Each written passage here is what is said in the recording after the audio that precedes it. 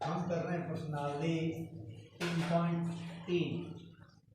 A B C D एक समांतर चतुर्भुज है। प्रत्येक कथन को परिभाषा या प्रयोग किए गए गुण द्वारा पूरा कीजिए। तो देखिए, ये प्रश्न करने के लिए हमें पहले चतुर्भुज को समझना पड़ेगा। ठीक है, देखिए, चार भुजाओं से बनी हुई बंद आकृति क्या कहलाती है? चतुर्भुज कहलाती है। एक वर्ग है, वो चतुर्भुज है। एक आयत है, वो भी चतुर्भुज है। और एक समांतर चतुर्भुज, ये सब चार भुजाओं से बनी हुई आकृतियां हैं। तो ये क्या है? चतुर्भुज है। और हम जानते हैं कि तीन या अधिक आकृतियों से बनी या रेखाओं से बनी बंद आकृति क्या है? बहुभुज। तो ये भी क्या है? एक बहुभुज है। ठीक है, अब देखिए, अब दी गई आकृति हमें किसकी है? समांतर चतुर्भुज की है। तो समांतर चतुर्भुज के कुछ विशेष गुण होते हैं। जैसे हम ये आकृति जो समांतर चतुर्भुज की ले रहे हैं, उसको हमने नाम दिया है ए बी सी डी। अब इसमें अलग अलग गुण है। जैसे पहला गुण है आमने सामने की भुजाएं। ठीक है, तो आमने सामने की भुजाएं जैसे एडी है, ये देखिए। ठीक है, तो ये क्या होगी? BC के बराबर होगी। इसी प्रकार अगर अपन ए बी माने तो वो DC के बराबर होगा। तो आमने सामने की भुजाएं क्या है? बराबर। दूसरा, आमने सामने की भुजाएं क्या है? समांतर है। AD है, वो किसके समांतर है? सामने क्या है? BC। ये BC के समांतर है। इसी प्रकार AB लें तो AB किसके समांतर है? इस DC के समांतर है। देखिए, समांतर भुजाओं का क्या मतलब होता है? समांतर भुजाओं का मतलब होता है कि ये भुजाएं बढ़ती जाती है।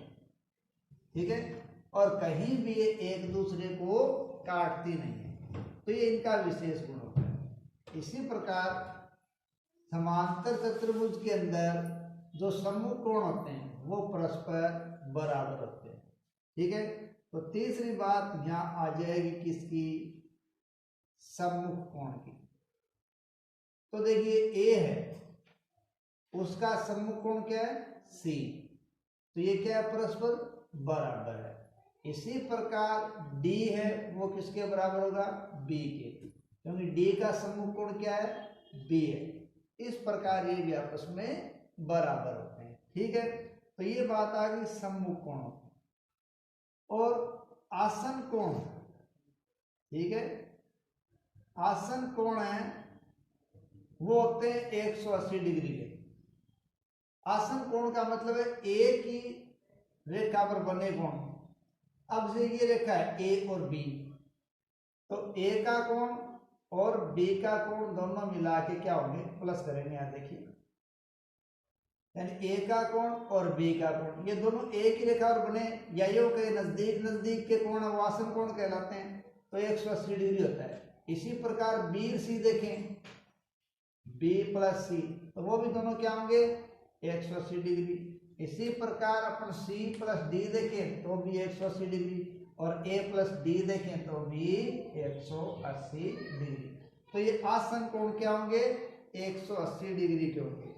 और एक बात और ध्यान रखें कि ये समांतर चतुर्भुज है, इसमें अपन विकर्ण बनाए। देखो, चतुर्भुज के अंदर दो विकर्ण बनते हैं। ठीक है, और समांतर चतुर्भुज के विकर्णों में क्या खास बात होती है? विकर्ण समद्विभाजित करते हैं। विकर्ण क्या करते हैं?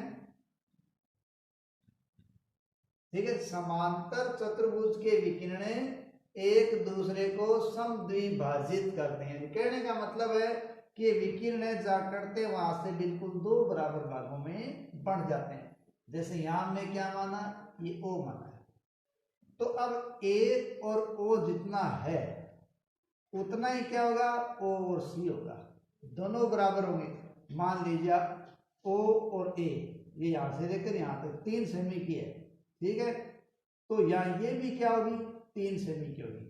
यानी समांतर चतुर्भुज के विकिरण एक दूसरे को समद्विभाजित करते हैं, ठीक है। तो जहां से वो समद्विभाजित करते हैं वहां वो फिर क्या हो जाएंगे, बराबर हो जाएंगे। तो ए ओ किसके बराबर हो जाएगा, ओ सी के बराबर हो जाएगा, और ओ डी वो ओ बी के बराबर हो जाएगा। तो हम इन सब आधारों का इस्तेमाल करके हम इन प्रश्नों का जवाब दे सकते हैं, ठीक है। अब यहां देखिए हमें कहा गया है ए डी, ठीक है, अपने पास ये रहा ए डी, ठीक है।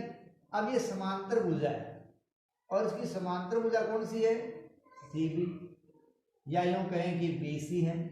तो इसका मतलब समांतर चतुर्भुज है तो आमने सामने की भुजाएं क्या होती हैं, बराबर होती है।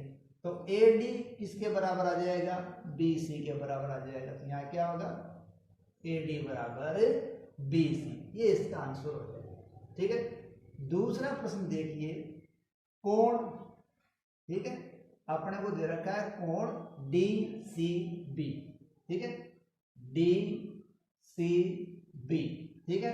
अब कोण कौन सा बन रहा है ये ध्यान रखें, बीच में जो अक्षर होता है जो नाम है वो ही क्या होता है, कोण होता है। यहां बीच में क्या है, सी है, तो सी ये रहा। अब सी किसके बराबर होता है, वो सम्मुख कोण के बराबर होता है। अब इसका सम्मुख कोण ये रहा, ठीक है। तो इसका मतलब अब हमारा सी के बराबर कौन सा है, ए है। तो हम लिख सकते हैं कोण डी ए बी, ठीक है, कोण डी ए बी, क्योंकि यहां सी है इसके इक्वल कौन सा है, ए है। और आप इसको ऐसा भी लिख सकते हो, कोण यहां से भी शुरू कर सकते हो, बी ए डी, ऐसा भी हो सकता है, ठीक है। इसमें कोई दिक्कत वाली बात नहीं, आप इधर से कर रहे हो या इधर से कर रहे हो, बस सी का समूह कोण ए है, वो ए बीच में रहना चाहिए, ठीक है। तो दोनों में से कोई भी लिख दीजिए, वो आपका सही है। ओ सी, तीसरा प्रश्न है ओ सी। और हम जानते हैं कि समांतर चतुर्भुज के जो विकिरण है वो परस्पर एक दूसरे को समद्विभाजित करते हैं। तो जब ओ और सी, ओ और ए ये क्या होंगे, बराबर होंगे। तो ओ सी बराबर ओ ए, ठीक है। तो इसका उत्तर क्या जाएगा, ओ ए। क्यों, क्योंकि समांतर चतुर्भुज के विकिरण एक दूसरे को समद्विभाजित करते हैं। अब चौथा प्रश्न अपने को क्या दिया गया है, देखिए कोण का माप दिया गया है कि कोण है D A B, D A B, तो यहाँ बीच में नाम क्या रहा है, ए, इसका मतलब कौन से कोण की बात चल रही है, ए बी, ठीक है। दूसरा देखिए क्या है, कोण सी डी ए, यहां चलिए सी डी ए, तो अब बीच में आ रहा है डी, तो अब डी की बात चल रही है और पहले के अंदर कोण ए की बात चल रही है, ठीक है। अब हम देख रहे हैं ये दोनों एक ही रेखा पर बड़े कोण है, या यूं कह सकते हैं ये परस्पर नजदीकी कोण है, या यूं कह सकते हैं कि ये आसन कोण है, ठीक है। तो हम कहेंगे ए व डी क्या है, आसन कोण है। अतः एम कोण डी ए बी ये आ गया प्लस कोण सी डी ए बराबर 180, ठीक है। क्योंकि आसन कोणों का योग कितना होता है, 180 डिग्री होता है। तो यहां इन दोनों को देखो जोड़ दिया गया है, तो इसको जोड़ा गया है, तो ये क्या आएंगे, 180 डिग्री आएंगे, ठीक है। अगर आप इनको जैसे आपने यहाँ ए और डी को जोड़ा है, ठीक है, अगर अपन चाहे तो ये करें, मान लीजिए इसको हमने कर दिया ए बी सी, तो बीच में क्या आ गया, बी आ गया, ठीक है। और दूसरा अपन कर दें बी सी डी, तो एक बार बी बीच में आ रहा है, एक बार सी बीच में आ रहा है, फिर ये दोनों एक दूसरे के क्या हो जाएंगे, आसन कोण का योग क्या हो जाएगा 180 डिग्री। कहने का मतलब है इन दोनों का योग 180 डिग्री होता है। इस प्रकार अपना ये पहला प्रश्न पूरा होता है। धन्यवाद।